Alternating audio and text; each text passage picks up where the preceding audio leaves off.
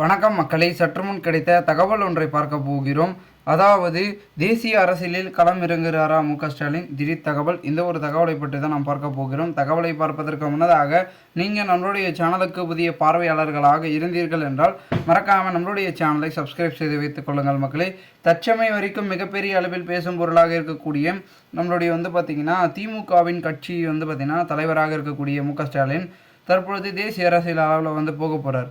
காரணம் என்னவென்றால் தற்பொழுது இதற்கு முன்னதாக நம்முடைய பாஜக ஆட்சியில் இருந்தது.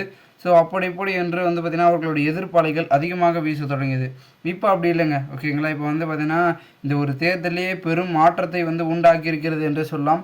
நிதிஷ்குமார், சரத்குமார், அதாவது சந்திரபாபு நாயுடு அவர்கள் இல்லை என்றால் பெரும் விதத்தில் இவர்களுக்கு பார்த்திங்கன்னா அந்த ஆட்சி என்பது கிடைத்திருக்குமா என்று தெரியாது.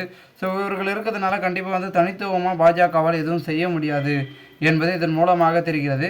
ஆகையால் இதனை மூலமாக மையமாக வச்சு நம்மளுடைய பார்த்திங்கன்னா முக்கிய அங்கமாக கருதக்கூடிய பார்த்திங்கன்னா நம்மளுடைய பெரும் அளவில் பேசும் பொருளாக இருக்கக்கூடிய பார்த்திங்கன்னா பாஜகவுடைய செயல்பாட்டுகளில் களம் இறங்கி பார்த்திங்கன்னா நம்மளுடைய மு.க. ஸ்டாலின் அவர்கள் பார்த்திங்கன்னா வழிநடத்த போகிறாரு அப்படின்னு தான் சொல்லப்படுகிறது.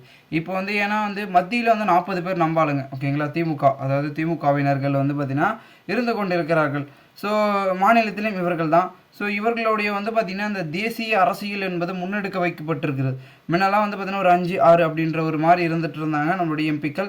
இப்போ திமுகவில் 40 பேர் இருக்கிறதுனால எங்கேயும் தேசிய அளவில் பார்த்திங்கன்னா அதாவது மத்திய அளவில் அரசியலை முன்னெடுக்கிறது திராவிட முன்னேற்ற கழகம் என்றே நாம் கூறலாம். இதனால் மிகப்பெரிய அளவில் பார்த்திங்கன்னா பேசும் பொருளாக தற்பொழுது மாறி இருக்கிறது என்றே நாம் கூறலாம். இந்த ஒரு சமயத்தில் மிகப்பெரிய அளவில் ஏதேனும் நடந்தாலும் கூட அதிமுகவை பெரும் வாரியாக பார்த்திங்கன்னா இருக்கிறது அப்படின்றத சொல்லலாம். பொறுத்து பார்ப்போம் என்ன நடக்கிறது என்பதை.